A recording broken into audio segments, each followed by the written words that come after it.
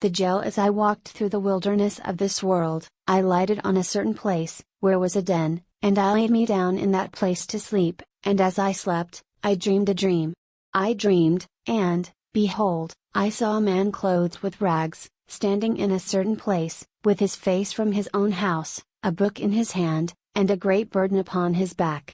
I looked, and saw him open the book, and read therein, and as he read, he wept and trembled, and not being able longer to contain, he brake out with a lamentable cry, saying, "What shall I do?"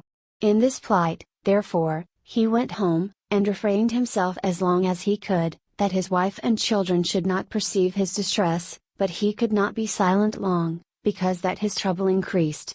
Wherefore at length he brake his mind to his wife and children, and thus he began to talk to them. "O my dear wife," said he, "and you, the children of my bowels, I, your dear friend, am in myself undone, by reason of a burden that lieth hard upon me. Moreover, I am for certain informed that this our city will be burned with fire from heaven, in which fearful overthrow, both myself, with thee, my wife, and you, my sweet babes, shall miserably come to ruin, except, the which yet I see not, some way of escape can be found, whereby we may be delivered."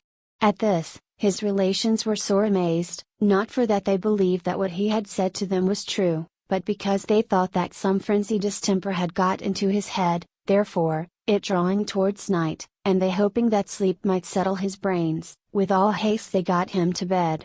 But the night was as troublesome to him as the day, wherefore, instead of sleeping, he spent it in sighs and tears. So when the morning was come, they would know how he did. He told them, worse and worse. He also set to talking to them again, but they began to be hardened. They also thought to drive away his distemper by harsh and surly carriages to him. Sometimes they would deride, sometimes they would chide, and sometimes they would quite neglect him. Wherefore he began to retire himself to his chamber to pray for, and pity them, and also to condole his own misery.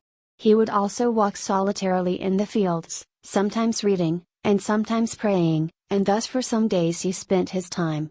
Now I saw upon a time, when he was walking in the fields, that he was, as he was wont, reading in his book, and greatly distressed in his mind, and as he read, he burst out, as he had done before, crying, "What shall I do to be saved?" I saw also that he looked this way and that way, as if he would run, yet he stood still, because, as I perceived, he could not tell which way to go. I looked then, and saw a man named Evangelist coming to him, who asked, "Wherefore dost thou cry?"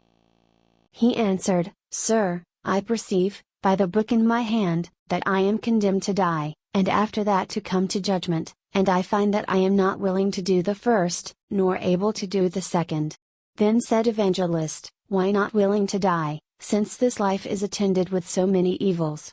The man answered, "Because I fear that this burden that is upon my back will sink me lower than the grave, and I shall fall into Topet. 6 And, sir, if I be not fit to go to prison, I am not fit, I am sure, to go to judgment, and from thence to execution, and the thoughts of these things make me cry."